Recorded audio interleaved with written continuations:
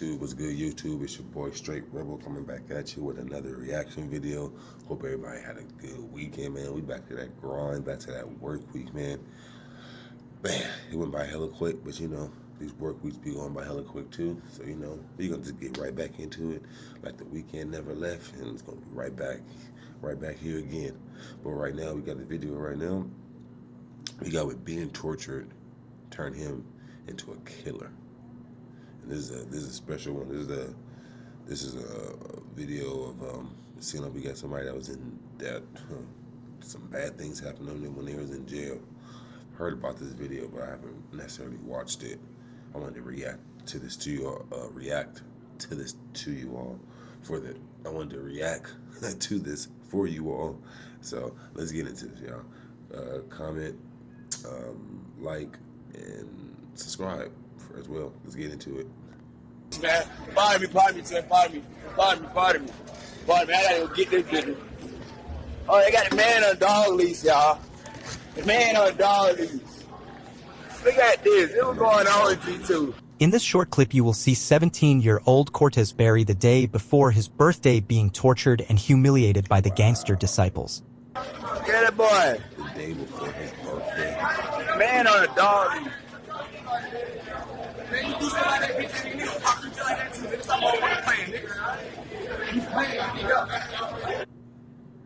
Bro, can you just imagine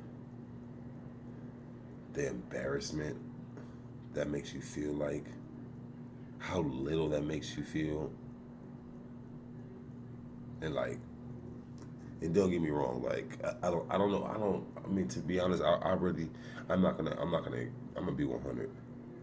Any situation that a person's going through this situation would suck. In jail, I wouldn't necessarily care about because it's a bunch of dudes.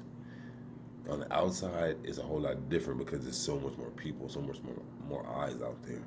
But I mean, it's even worse because they got this recorded, so it's like this is went worldwide, probably viral.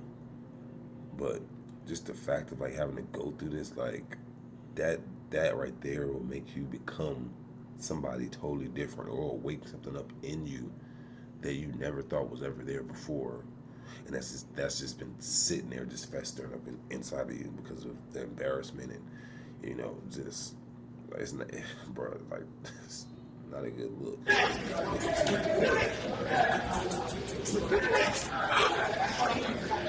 Man, but they beat them up. The man on a dog leash, y'all. The man on a dog leash.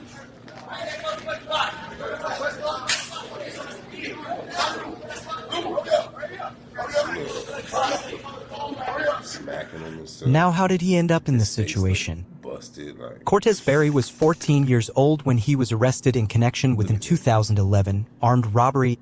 Look at him. Look at him. That's a little kid. That is a little kid. 14 years old. And that's why I do the reactions to all the videos, because so you don't end up just like how this kid ended up. Because regardless whatever you do on the street, if you go to jail, you can end up being just like him.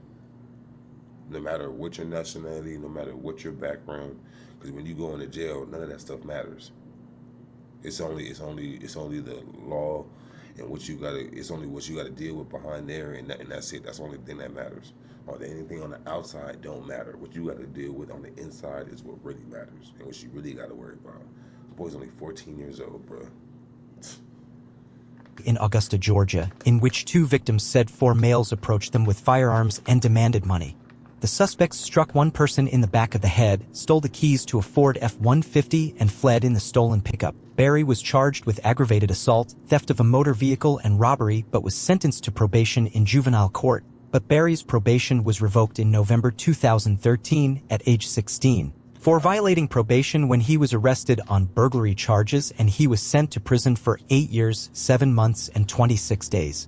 He was first sent to Augusta Youth Development Campus and was transferred to the Medium Security Correctional Facility when he turned 17. Department of Corrections statistics indicate in comparison to other Georgia prisons, Burress does not raise flags. The facility, which held 86 juveniles and reported no serious injuries or incidents the last fiscal year and confiscated just 31 cell phones. NBC News reported that more than 13,500 phones were confiscated in Georgia's prison system in 2014, which amounts to about a cell phone for every 5 prisoners. Bro, do you see that? Do you see how they like... NBC News reported that more than 13,500... Look at all them damn cell phones. And that's the thing. It don't matter what type of... Like, it don't matter what type of phone you got. Having a phone... The only thing that matters in there is sometimes having a phone. Because other than that, you ain't got no way to talk to the outside, especially if you ain't got nobody putting no money on your books and stuff like that. You got somebody paying a phone bill for you and keeping that phone on. Best believe you gonna keep that mug. But that's a lot of cell phones. And then look at this next. Phones were confiscated in Georgia's prison system in two. Like, look how they be living. Like, they living like low key. Like, they not even in jail, bruh. Like, look at that. He got the shiesty on. He got the chain on. He living like he at home. Like, he on the outsides. And it's even crazy because they seem like they really live like that because they taking pictures and they posting this. Like, yeah, even though it may take a little minute to, circle that shit back around to where it came from originally. It's like it's not smart. Stop 2014, which amounts to about a cell phone for every 5 prisoners. Cell phones are often used to commit and plan crimes outside of prison, but also to incite violence and to extort family members who are incarcerated. Prison officials have installed equipment to scan visitors for cell phones and other electronics. But most of the time the guards are the ones smuggling the contraband into the prisons in exchange for cash or sex. The day before Cortez Berry turned 18, a group of gangster disciples approached Cortez. They told him, "Bro, you might as well go ahead and join the GDs because you're about to turn 18. At 18, he would be moved from the juvenile side of the prison to the adult areas of the prison. Berry refused to join. Then 7 to 8 boys jumped on him, savagely beat him and choked him until he was unconscious. Before posting the viral photo of Cortez showed being held captive. The gang members called Berry's girlfriend from an untraceable phone number demanding $150 for the safety of Cortez. They hung up, and minutes later, the men called back and demanded $300 but hung up before his girlfriend's mother could get the phone from her daughter to ask questions. Shortly after the calls, the girlfriend found the cell phone photo on Facebook of Berry beaten and being held captive in a cell. In the photo, Cortez Berry is shirtless and kneeling on the ground with his left eye swollen shut and 2 men standing behind him. A rope is tied around his neck like a leash, and one of the men has the end of the rope looped tightly around his hand. Posted the pictures on Facebook with the caption, "When you disrespect the nation, it brings nothing but pain and suffering." As soon as Cortez's mother seen the photo online, she quickly called down to the facility, but no one answered. His aunt lived closer to the prison, so she drove to the prison. She notified the prison staff, and they were clueless to what was going on. At the time, they were not aware if the violent attack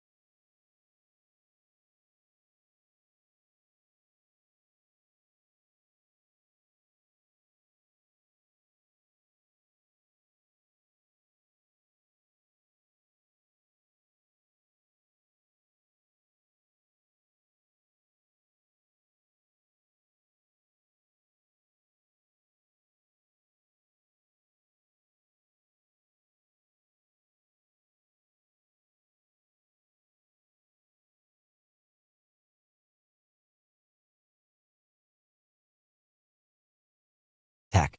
He was attacked and beaten at 3 p.m. and the prison guards did not check up on him until 9 p.m.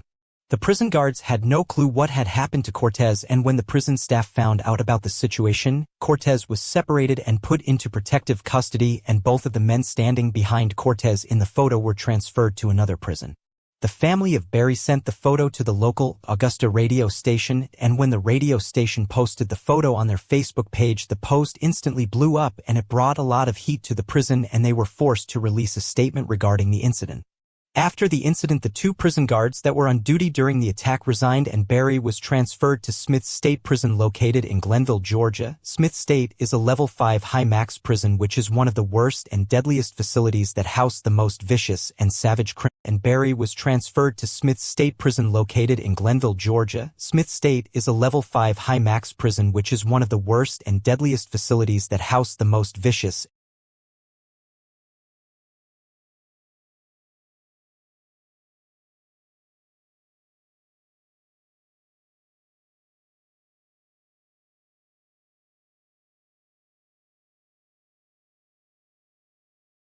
and savage criminals. Smith State has seen more homicides in the past 5 years than any other in the system. Cortez's mother believes the prison staff sent her son to a more dangerous prison in retaliation to her talking to the media and bringing heat to the prison. The firing and arrest of the prison's warden is just the latest development in an ongoing investigation that has covered prison contraband, corruption, and even murder. The Georgia Bureau of Investigation announced they'd arrested Brian Adams on charges of racketeering, bribery, false statements, and violation of oath of office. The arrest comes during an investigation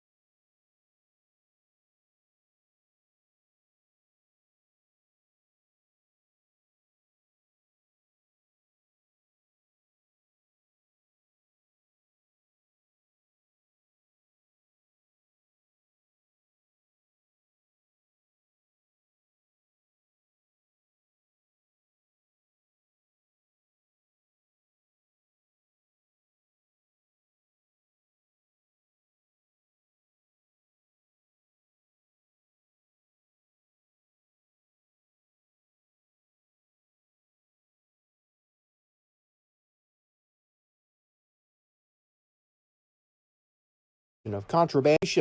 Investigators say suspects, including a Smith State inmate, planned to murder a prison corrections officer to hide the contraband. Instead, they killed one of the officer's neighbors, Bobby Kicklighter.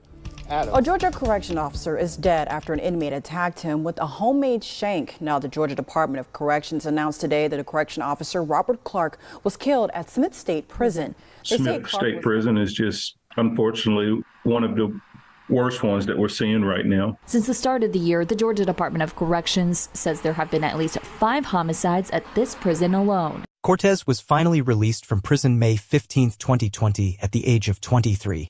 But unfortunately, 6 months after his release, Cortez and 2 other men, 18-year-old Kazari Middleton and 18-year-old Marquise Harris, were creeping one afternoon when they rode past Johnson's Beauty and Barber Salon on Eve Street. Marquise Harris was the driver. He stayed in the car, while Cortez and Kazari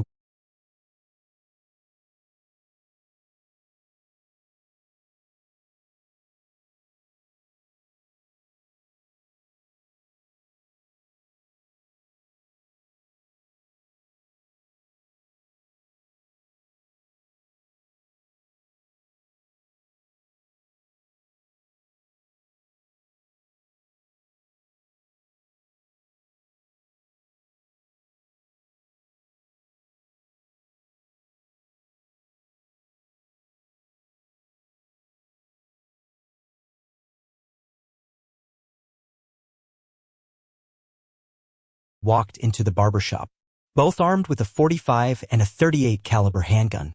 At the time, barber Miguel Freeman and his client Wyman Scott were in the shop when Cortez and Kazari attempted to rob both men and ended up shooting both men one time, and the victims instantly died from being shot. The suspects fled. A local witness that called 911 reported that they heard 5 gunshots and watched a silver car that pulled off and was able to provide the license plate number. The car was eventually pulled over with Cortez Berry not inside. Police found a .38 caliber handgun under the seat where Middleton was sitting. The weapon, which had been reported stolen a week before the killings, both Kazari and Marquez were arrested and charged with 2 counts of murder, 2 counts of criminal attempt armed robbery, and 2 counts of possession of a firearm during the commission of a crime. Middleton had a prior arrest history as a juvenile for burglary. His defense attorney asked the judge to consider bond because he held a steady job since he was 15 years old. Middleton was also signed up for the Army and was expected to begin basic training soon, but both suspects were denied bond and remain in jail. Cortez had been on the run until he was caught a few months later in January of 2021. He was charged with 2 counts of murder, felony criminal attempt armed robbery, possession of a firearm during a crime, and parole violation. While Middleton and Berry denied any involvement in the killings, Harris told investigators the barbershop robbery was Berry's idea. Harris said he was driving and waiting outside in the car while Berry and Middleton went inside. He heard several gunshots, then Berry and Middleton came out, got into the car, and he drove off. All 3 suspects remain in the Richmond County Jail waiting for trial and sentencing. They possibly all face a sentence of life without the possibility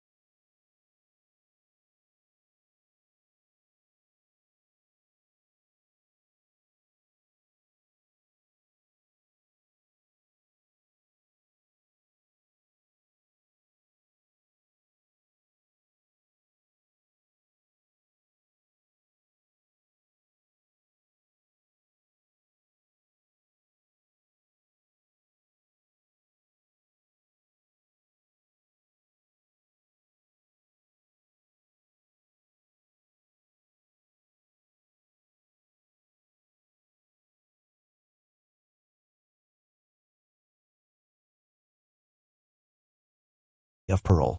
Please stay, dance with me. You don't have to admit you wanna play.